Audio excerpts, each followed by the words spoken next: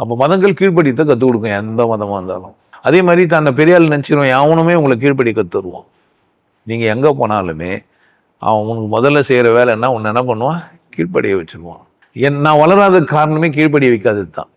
நான் பெருசாக வளராது, நிறைய பேருக்கு போய் நான் போய் சேராததுக்கு காரணம் நான் யாரையும் கீழ்ப்படிய வைக்க மாட்டேன். என் வீடியோ பார்த்தேன்னா நீ ஷேர் பண்ணு, லைக் பண்ணு, பெல் பட்டனை எடுத்து ஐக்கானை போடு, சொல்லவே மாட்டேன்.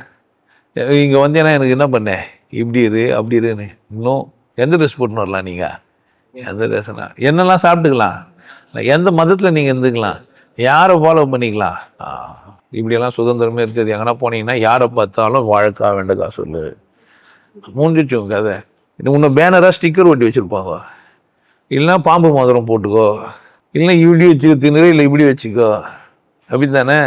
எங்கே பார்த்தாலும் என்ன பண்ணுவான், இந்த ட்ரெஸ்ஸை போட்டுக்கோ, எதோ மதம்லாம் இன்னும் மோசம்லாம் சொல்லி வச்சுக்கிறானுங்க. அப்போ கீழ்ப்படிதல் எங்கேருந்து மாறுபடுது, மதித்தலிருந்து மாறுபடுது. மதித்தல் என்றால் அது எனக்கு ஏற்புடையதா இல்லையா, அதை செய்வதனால் எனக்கு என்ன பயக்கம், நன்மை பயக்குமா தீமை பயக்குமா, நான் வாழ்க்கையில் முன்னேறுவேனா, நான் நல்லா இருப்பேனா, என் மகிழ்ச்சி என் உற்சாகத்தை அது கெடுக்குமான்னு யார் கேட்கணும். நீங்கள் ஒரு கணவனோ அல்லது மனைவியோ ஒருத்தர் மதிக்கிறாங்கன்னா 2 பேரும் காது வச்சு கேட்பாங்க. அவங்க சொன்னால் இவங்க என்ன பண்ணுவாங்க, எதிர்த்தும் பேசுவாங்க. மதிக்கிற கணவனும் மனைவியும் சண்டை போட்டுப்பாங்க. நீங்கள் அது சண்டை போடுறாங்கன்னு சொல்ல முடியாது. மதிக்கிறதுனால தான் சண்டை போடுறாங்க, மதிக்கலாம் சண்டை போட மாட்டாங்க. இது முரண்பாடாகுதுரா, இது நான் ஏன் பண்ணுவோம், அக்கு தங்கச்சி கல்யாணத்துக்கு நான் காசு கொடுக்கணும், நான் கஷ்டப்பட்டு சேர்த்து வச்சு பணத்தை வச்சுன்னு வைப்பேன், எனக்கும் ஒரு பொண்ணு இது அவனுக்கே கொடுக்கணும். சண்டை போடுறாங்கன்னா என்ன அர்த்தம், மதிக்கிறாங்க. புரியுதா? மதிக்கிற மனிதர்கள் தான் என்ன பண்ணுவாங்க, முரண்பட்டு பேசுவாங்க. பேசி அழகான ஒரு முடிவு வரும். சரி, நான் இவ்வளோ தான் கொடுக்கலாம், நம்ம வாழ்க்கைக்கு இவ்வளோ எடுத்து வச்சுக்கலான்னு ஒரு முடிவுக்கு அழகாக வருவாங்க. இந்த கீழ்ப்படுகிற மனிதர்கள் நசுங்கி இருப்பாங்க, ஆரோக்கியம் இருக்காது, முகம் மலர்ச்சியாக இருக்காது, கொண்டாட்டமாக இருக்க மாட்டாங்க, ஒரு இறுக்கமாகவே இருக்கும், ஒரு தளர்வாக இருக்க முடியாது.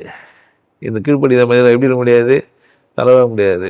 ஒரு பாட்டு, கவிதை, சந்தோஷம், பூரிப்பு வரவே வராது. ஏன்? பயங்கர சடங்குகளை சிக்கி திரிவாங்க, உம்முன்னு மூஞ்சி வச்சுப்பாங்க. மகிழ்ச்சியாக இருக்க, ஏன் மகிழ்ச்சியாக இருக்க முடியல? கீழ்ப்படுகிற மனம் பாவம், மதிக்கிற மனம் அப்படி இல்லை. நான் இப்போ மாமியார்கிட்ட போய் சண்டை போடாமல் இருக்கிற பொம்பளை நல்ல பொம்பளை கிடையாது. அம்மா கூட சண்டை போடலாம் மாட்டல, எனக்கு இந்த புடவை வேணும்னு கேட்பாலாம் இல்லையா, எனக்கு இந்த காலேஜில் சேருன்னு சண்டை போட்டாலாம் இல்லையா. மாமியார்கிட்ட போய் சண்டை போட்டா என்ன குறைஞ்சிருவா இவா?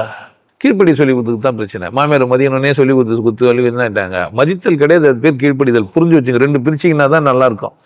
உங்கள் மாமியாரை மதிக்கிறதுனா என்னன்னா, சண்டை போட்டால் சண்டை போடணும்.